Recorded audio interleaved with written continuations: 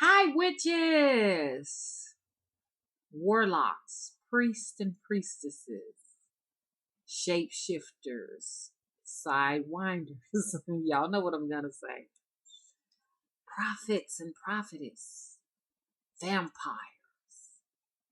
Hello, I am Spirit Tree Naima, coming back to you live here in Birmingham, Alabama. Okay. You know what's so wonderful about this is that out of all the spirits that could have been on the planet at this particular time, okay, here, the 27th of August in 2014, we all decided to come here this very moment, this day, this minute. We sure did. So that makes us very special. And I know for sure we all must be some kin. Okay? There's a lot of spirits waiting on bodies. Yes, waiting in line. Some that decided that they don't want to be purged because many have to be purged before they can get a new body. And some that are waiting because they desire to be in a specific body. They're waiting in line. Some who have depleted so much of their spirit energy that they cannot inhabit and or animate a physical body at this time. So we all must be special this moment on this particular plane in this dimension. And speaking of dimensions, I came here because I wanted to share with you all another witch's travel. Y'all know Mama always come out her body and she travels. Usually I travel, and this is I'm talking to the newbies right now because there are a lot of newbies that are coming to the channel right now, and they just really well. I say that I don't want to say fate, but they were already preordained to come to this channel at the particular time that they come.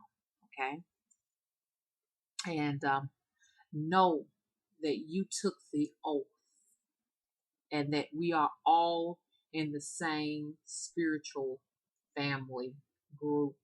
Okay, this is not by accident. I hear people say, hey, it was by accident, Mama, that I came to your channel. It's not an accident. They wanted you to be here. Okay, so know that I welcome you, and once again, I am Naima. Okay, you that's my y'all know that's my African name. My father is from Liberia, and so that was my African chosen name. That was actually my name before I was adopted, and they gave me the name that I have now. Okay, so know that.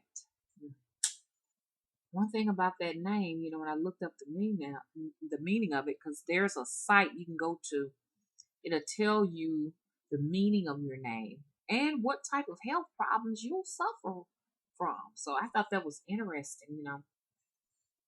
But I can always fall back on my legal name if I have to. Okay. My adopted chosen name. So I can lean back and forth. But I got to look it up and see what kind of health problems that it cause.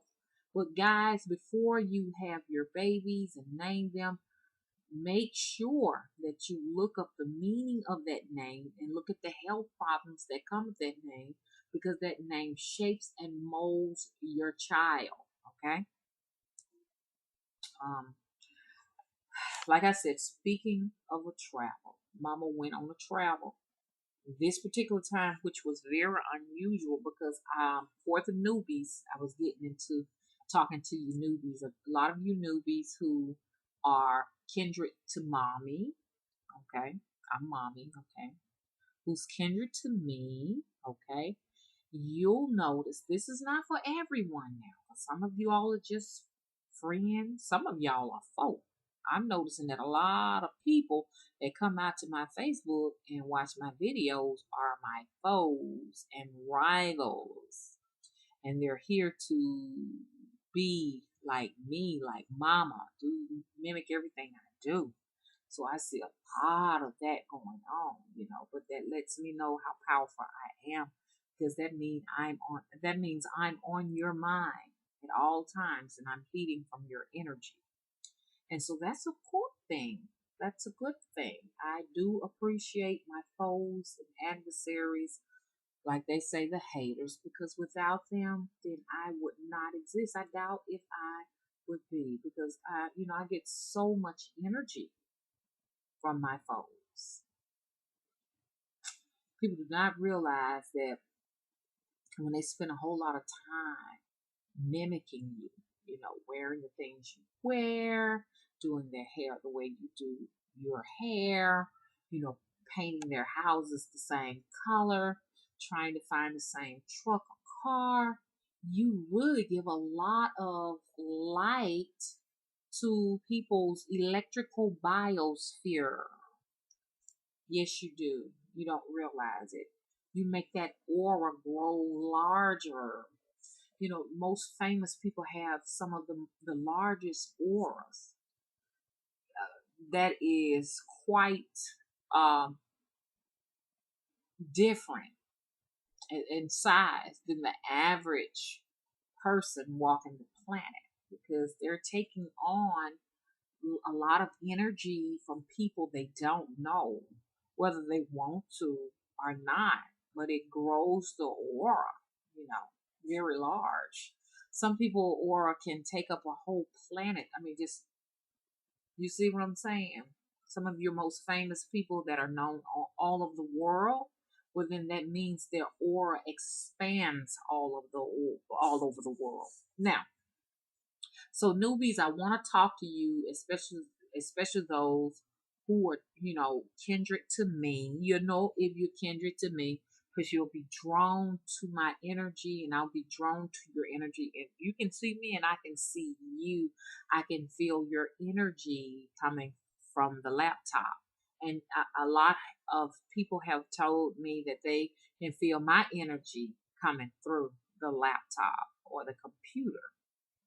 It's because, once again, we're in the same soul group, okay? I say to people all the time, we all did not come from the same place, okay? It has nothing to do with what color you are, your body type, or anything like that. It's a spirit energy thing, There are many gods, many goddesses that have created many spirit energies, okay? So we all do not serve the same gods. We do not,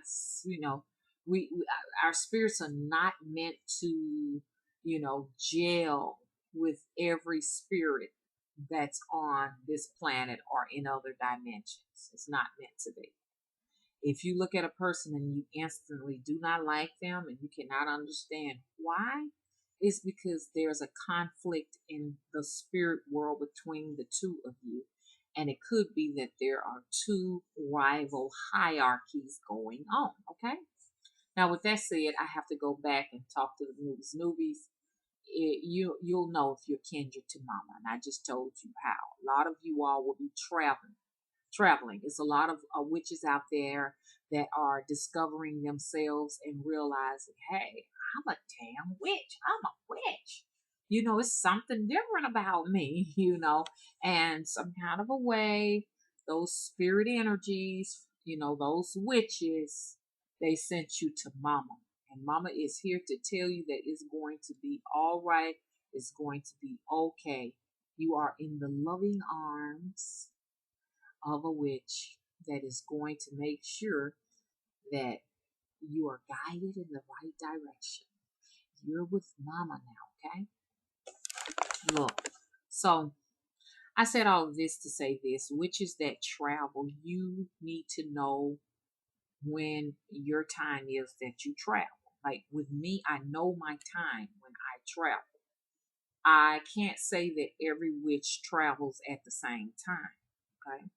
Some witches said that say that they can induce it and go freely, willingly. Some witches is by accident. It's just something that just happened one day. And I don't want to just say witches. You may be a shaman, because shamans travel too. I say we are all the same. Shamans, witches, priests, priestesses. Call it whatever you want to. Okay, so newbies. You first of all, if you've had an experience of traveling, because they always say witches get on their brooms and we fly off. Okay. Now it may be some witches that can get on the broom and fly off, but that's not necessarily how minds work. Okay.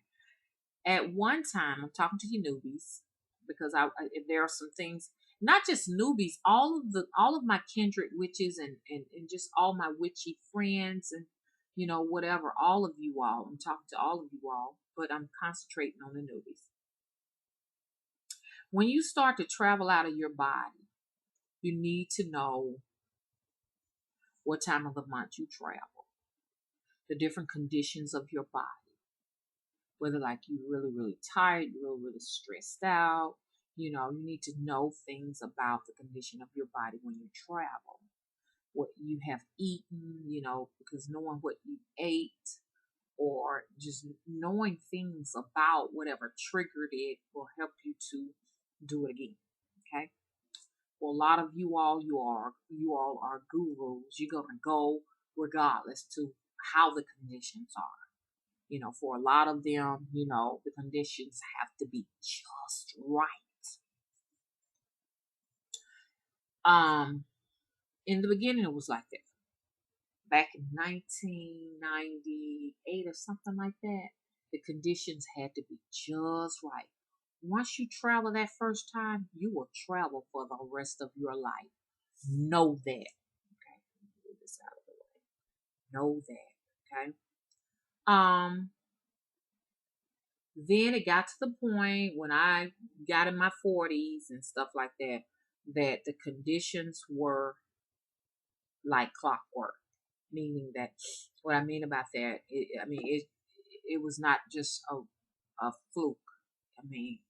I started paying some attention, and I was like, okay, I know when it's gonna do it. For me, it's every crescent moon, every new moon I travel. Know You can either know what month or just know the moon phase. Most witches, we watch and pay attention to the moon phase. That's the window to get out from that. And cloudy conditions does not stop me from travel.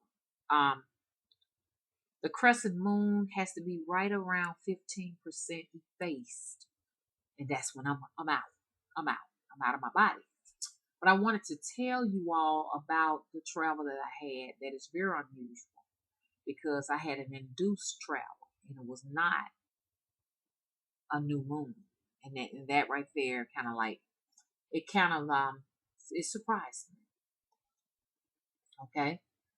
So a lot of people want to know what a travel is. Well, it's like an astral travel. Most people will call it an astral travel. Witches are known to fly on brooms. That's the way Hollywood has it, that we fly on brooms. Now, it may be some witches that do fly on brooms. I've gotten to the point that I do not have to fly anymore. I will myself where I want to go. A new witch may have to fly. Now, when I was new into it, I was not actually flying on a broom. I'm just gonna be honest. I was flying on a Garuda, is what I was flying on. Look that up. It looks like a huge. You ever watched the Never Ending Story? You ever watch that movie? It's a movie called The Never Ending Story. Y'all watch these movies. These movies are telling you what people are going through for real in reality. Things that, people just cannot just talk about freely amongst other people. They go to different doctors like psychiatrists and spiritualists. They talk about these things. They may write books about them. They may create movies on them. And these are experiences that someone had an actual account with, okay? So a Garuda looks sort of like that creature that was flying in the never ending story. When I first started traveling, I actually began traveling on a Garuda. It was very white and feathery, big, large, type creature. And it would take me around and it would keep an eye on me. And I learned so much. I mean, because when I first traveled, it was more or less like a near death experience, it seemed like, where I went outside my body and then all of a sudden I was a child and yeah, I was an infant and I could see everything was going on as an infant and it sped its way up to my present life. And I was given an option to go behind this door that had this very fluorescent orange or infrared light behind it. And I chose not to go behind it. I was in a dark room and the door was closed. All you could do is see the infrared image light glowing through to that let me know that it was a door. Okay. So that one experience is what got me where I am right now. It changed everything. I did a lot of research. Some people say you're just walking. You're walking. Somebody died that day, and you came in. Okay. I got a lot to talk to you all about, but not this time. Not right now. Okay, because I really want to do some other things. And I'm gonna keep these videos kind of short. Long videos you lose so much because most people, the average person does not have time to watch, an hour-long video. And when you speed through it, you miss out on so much. After that experience, which I call more of an OBE or near death, I began to travel. And from then on, I say about 2008 is when 2006 or 7, I started to travel on the Garuda. And he would take me places. I say he, but I think it was a female. I think it was a girl. It was large and massive. I think I can't call them wings, but the span of it across was about 20 feet. And the length of it was about somewhere in the 20s too. And lots of people can fly on it, but I was the only person on it. And it's very feathery. So you're going to get some feathers on you, especially when you come back. You're going to see them. The place it took me to, and I always, have a journal that I write in. So my journal is packed away and I'm getting that together and everything. Y'all know what I'm talking about. A lot of y'all going to be coming over to the house and stuff. But not a lot of you all, a few of you. Because there's not too many people in Birmingham that's going to be coming out. Because not too many people in Birmingham are brave enough to come out. Anyway, is that you? Are you in Birmingham and you're a coward and you can't come out? Oh, mama's smoking over here. Oh, I must have said something there. It put the light out. I had my flame going and the flame went out, y'all. Had a tea light going, because I make my own oils and stuff like that. And I have a warmer for the oil so that I can get the essences out of it, the fragrances and stuff. And the tea light just went out. It's a large tea light, so maybe I said something. There must be a lot of cowards out there. You should be a coward when it comes to mama. Okay, so let me talk about this Garuda again. I'm just gonna put all of those stuff aside and talk about the Garuda. That first travel, what I noticed is that gravity is different. Y'all know how our gravity is. Our gravity will pull everything down. This gravity would take things up. I noticed that the trees look upside down. Now, don't ask me how to describe it because I don't know how, but I know that everything was upside down, sort of. And when I flew across one tree, I think I got a video where I talked about that a long time ago. Y'all may remember it. It's a lot of people who watch all the videos, and y'all know. Um, I yanked as I passed by when I was on the Garuda flying. I grabbed a seed or something from the tree and held it in my hand. When I woke up and got back up, and I opened my hand, it was brown. It looked like a bean, but yet it had a wing on it. And I guess the wings, you know, you know, it's so hard to describe it because I'm not a scientist, even though I did very well in sciences and biologies and stuff. They told me that I should have went to school to be a doctor because I made only A's in all my biology classes. Honestly, I did. Even in college, nothing but A's in biology. But the math got me. Couldn't do the math. I only do basic algebra. Now you need calculus. Never got that far. But anyway, I looked at it and I was like, it has wings. By the fact that the gravity is different on this particular plane that I went to on my Garuda, the seeds have to fly. They don't have the wind to carry seeds, so they have to have wings on them. Okay, anyway, I just throw that out to you because if I see something very bizarre on a dimension, because God, guys, let me tell you something. I wish they had a book. There are trillions of dimensions. Scientists are always trying to go to outer space on a spacecraft to see the universe.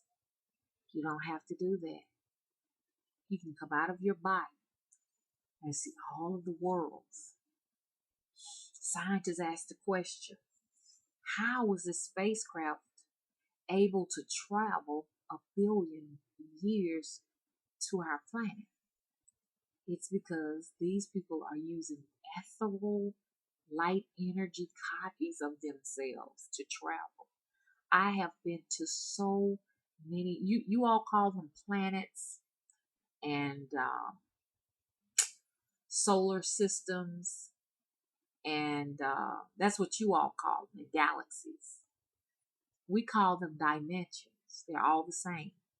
You can go to any, if you want to call it planet, solar system, galaxy, universe, because there's more than one universe. That's why we call it an omniverse. There are so many that there is no number to describe how many there are. So, I want you all to know that you can compare a dimension to a book, a very large book with many, each page in that book is a dimension. So imagine you got, this may sound ridiculous, if you have 2,000 pages in that book, then you get the idea of what I'm trying to say. This one space, you got one book with many dimensions. You got one space with so many places. So let me rephrase that. You got one book with so many pages, sharing that same book, which makes make that book one. You got this one space with so many dimensions, making it a place just one. Okay, so that's the only way I know how to describe it. Okay, so if you thinking that you're the only one occupying this space in your home just because you just see yourself in that house, Nah. And I'm going to talk about that on another video. Okay. Let me hurry up and wrap this one up. So newbies know the phases of the moon. Know when it's your time to travel. Okay. Now, I want to talk about this travel that I had, which was very interesting because it was induced, because it was not a new moon. Um, Heck, I don't even know what the moon phase is right now because at nighttime we have so much cloud coverage because I live near the weather machine. No, Mama's not crazy. I'm so sick and tired of people saying, Mama crazy. This one lady said it. She said she referred me to somebody else and was saying, hey, she looks crazy and everything and this. Look, anybody talking about what I talk about is going to look crazy. Okay. That's why I use this as my outlet because I cannot discuss this out around, society and the public. Okay. Because I appear to be very normal to people when I'm in public because I don't discuss this. And no, what you all see on the computer screen, I don't do this in real life. Okay, y'all. This gives me the opportunity to do the things that I can't do in public. Okay, so if you were to see me in public, you'd be like, okay, she's just an ordinary person. A lot of people are disappointed when they just see, oh, she just got on some jogging pants and a jogging tank top and just look ordinary. But here, this is a place for a lot of people to live their fantasies, so to speak. So to say she looks really crazy, of course, I'm on a computer screen. I was telling my aunt about that. She said, well, they would look crazy too if they were on a computer screen talking about what you talk about and doing the things you do and dressing up like you do. They will look crazy too. That's why a lot of people don't show their faces when they're talking about this kind of stuff because they don't want to look crazy. You just got a few people that come out and just tell it like it is. I mean, we really don't have anything to lose. And you know what I'm saying? I see it like this. I have everything to gain because it gives me an opportunity to talk about things that are happening to me that I just can't talk to regular people about. Okay, now all of that being said, I had an induced travel. What induced it? I went out and bought some marijuana incense sticks. Well, now, I think it's marijuana incense sticks. It don't say it, but it's a marijuana leaves on it. But the name of the incense sticks, they are called cannabis. They're perfectly legal because they do not use the cannabis leaves. According to the people, to the shop that I purchased them from, because I saw them on the internet and then I shot it across to my family out in Facebook and stuff. And I was telling them I wasn't able to find them, but then I found them. Got a big old box, and the lady was telling me that they were made in India and they used the cannabis flower. But she said you still kind of get like those results similar to when you just smoke marijuana, when you just smoke a weed or whatever y'all want to call it. But only you are getting the essence from the flower. And it smells so good. It doesn't have that old stinky, musty smell like like marijuana does. Okay? It's very lemony, the smell to it. And so they came and the mailman rung the doorbell. They were there on the porch. And I said, I'm going to light one of these and just let it smoke up the house. I lit it. And I sat there and went in a trance. Just instantly went straight into a trance. When I went into the trance, I guess I thought I was sleeping, but I couldn't have been. And what's so crazy, you get that first hit, and then afterwards you can't get a hit again. I've been getting hits here and there, here and there, here and there. But that first one was amazing. Like I said, I can will myself to places, so I do not have to, get on any kind of apparatus or My Garuda no longer comes to me anymore to pick me up and take me places. So now I could just, just think where I want to go and I just go, or I just randomly go places. All of a sudden, I was in this place. It looked like a shopping center. The streets, the floors in the shopping center were like your pavement on the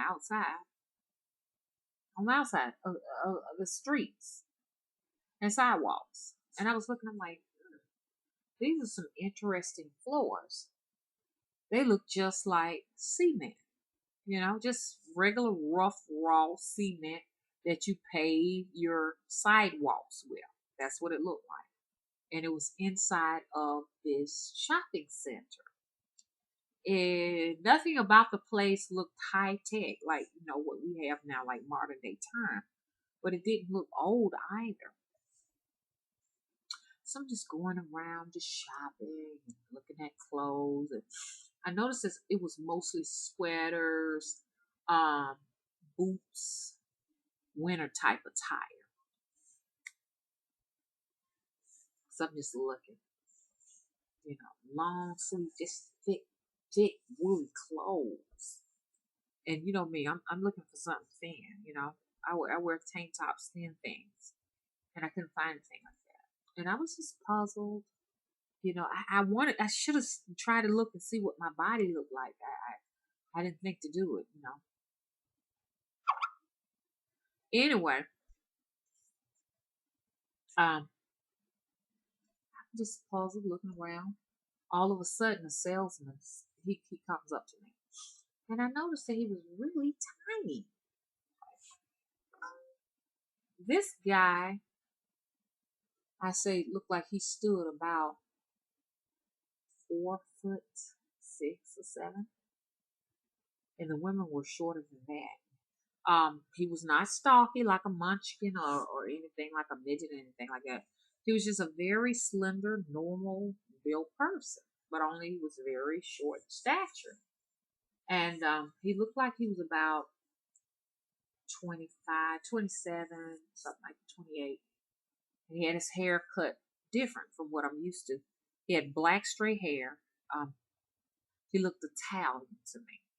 And his hair was cut low here, very low, but in the top it was like pluming out, a different cut.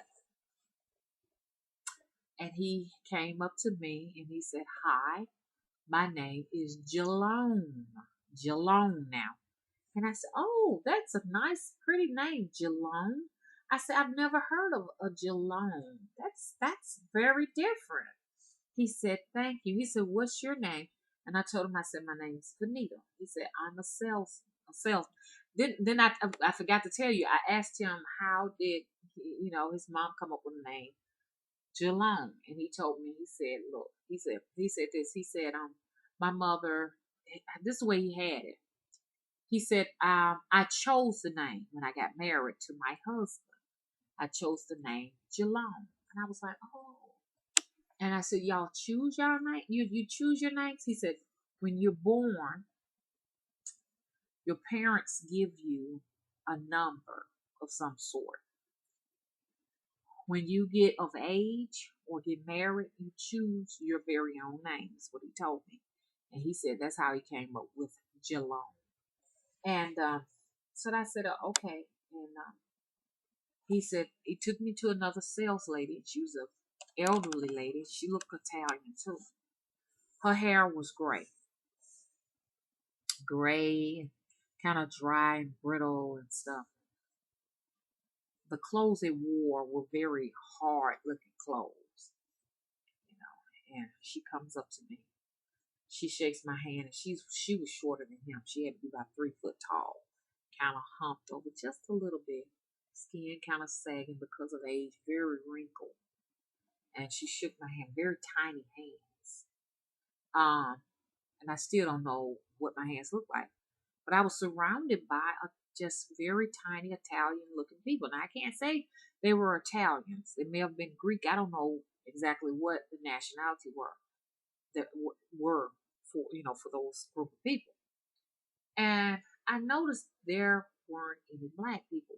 So I'm like looking around, I'm sorry, I hate to get caught up on race, but I'm looking for somebody that looks like me so I can feel comfortable. But I never found anybody that looked like myself. And I'm looking for somebody tall as me because the people look small. But I'm going to tell you what dawned on me if I don't forget. If I do forget, just ask. She took me around. We looked at clothes, and I asked a lot of questions. She sort of was a bougie a little bit, and I was like, my goodness, why are the clothes so thick and hard? I asked her, and so woolly like. I'm like, I would burn up in these things. She said, oh, no, it's very cold here. And I was like, okay, because I hadn't been outside. But then I looked, and you could tell it was a very dreary place, like the sun just doesn't shine in this place much. Dreary looking. So I got in a conversation with her because I felt like I could talk to her. I said, look at here, ma'am. I said, I am asleep. I'm in my bed asleep. And if you could you please wake me up? Because I was kind of afraid. Once I figure out I'm traveling, sometimes I get afraid I can get stuck there and I won't be able to come back home. And I told her, I said, please, I want you to understand that I may need you to shake me and wake me up. And she looked at me really crazy. Then I asked her, I said, you see me standing here, don't you? She said, yes. And I asked her, I said, what do I look like? She said, what? And I'm sorry, ma'am. I just want to know if I look normal. She looked at me real crazy. And I said, please, ma'am, I need you to understand that this is a very special circumstance here. And that, I'm really desperate and I need to get back home. I felt like Dorothy on the Wizard of Oz. And so she stopped a minute and we were going down this hallway. And once again, the cement was on the floor. So it was just real hard and scrubby, and I'm used to being in a building that got smooth, slick floors. A little hunchback woman, and she turns around, she looks at me, and she stopped a minute like this. And then I said, ma'am, I have another question. I said, where I am right now, it is August 2014. Like she didn't know what I was talking about. I said, ma'am, what year is it here? Year? Year? There's no year. There's no year. She talked like that. And I'm like, what the year? Then another man came back. He came around. He put his arm on me and he calmed her down. He said, I know what she's talking about. He interpreted what I was talking about to her.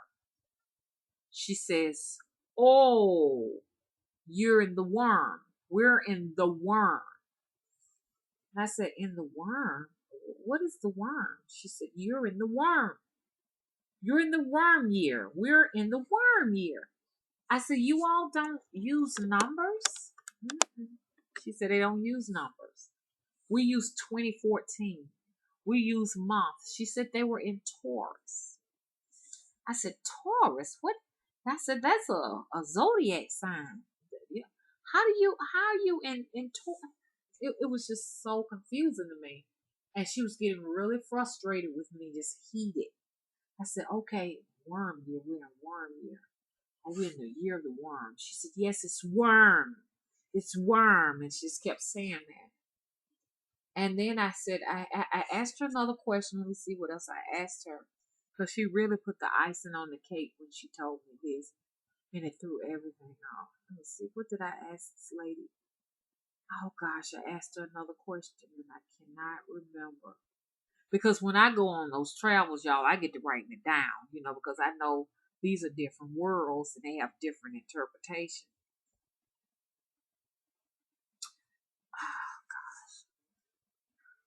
I asked her what was her president's name. I asked them about their president, their leader. I said, our leader is Obama, President Obama. And she said that their leader was indignant. Indignant. That's what she said. Then I said, indignant. And she spit in my face. It was not like a big honk. It was like that. And the guy told me, he said, leave her alone. Come on. She turned her hunchback and she walked on. The guy told me. They had those thick sweaters like they wore back in the 70s on. Y'all remember those thick cardigan sweaters with the little crochet designs and stuff in it? Those clothes were so hard. So I imagine that it had to be extremely unbearable coldness out there. So this was a different race of beings. Not a different race of beings. I'm sorry. These were a different. This was a different place. This is what I wanted to remember and tell you all. Dang, I don't forgot it again. Oh my God, it's some things are just not meant to be said. And I just felt just like I was gonna pass out trying to say it. I felt a little dizzy. I almost remembered it. Turn, y'all help me out. It's not meant for me to say it. Oh Lord. Okay, I was talking about how, I have this stuff written down because I'll forget it because I travel a lot. I was telling you all about how cold it was out there. Y'all know I'm going to sit here and figure out what it was. Darn, we were talking about how cold it was on the outside. Extremely cold. Different world. Different from our world. And I lost it. I'm going to tell you something. They'll go in and erase everything in your brain. They don't want you when they don't want you to talk about it. I call them the engineers. They go in and they work on that type of stuff, and they can erase things from your brain, and they can discard them, and they can put things in your head, do all kind of little things, But I don't think I'm gonna remember this, y'all. I got right there and forgot it. Let me see. I was telling you all how cold it was out there. How you have to have on a lot of clothing. These little tiny human beings. I'm going to have to tell y'all on another video because I can't remember it. Every time I turn my head this way, I just get dizzy. Really, really dizzy on this side. It's not meant to be said. This right here was very important, but I'm glad I have it written on my paper. Okay, 42 minutes. I didn't mean to go this long. I'm going to stop right here. Visit me on Facebook in our virtual coven. I am Spiritual Naima. Go to the Facebook icon in my channel and click on it, or just search for me on Facebook. Type in SPIRITREE41 at yahoo.com. That's not a mistake. That's if you want to reach me by email. Okay. If you want to get to me on Facebook, SPIRITREE, Spiritual Naima, NYEMMA. Come on out, guys. Let's talk. Let's commune. Okay. Let's have a wonderful time, and let's help one another. Okay. See you in just a bit, because I am determined to figure out what this is. You know what? I may just need to leave that alone. It's probably something that they don't want you all to know. But y'all know me. I'm naughty. I'll tell you.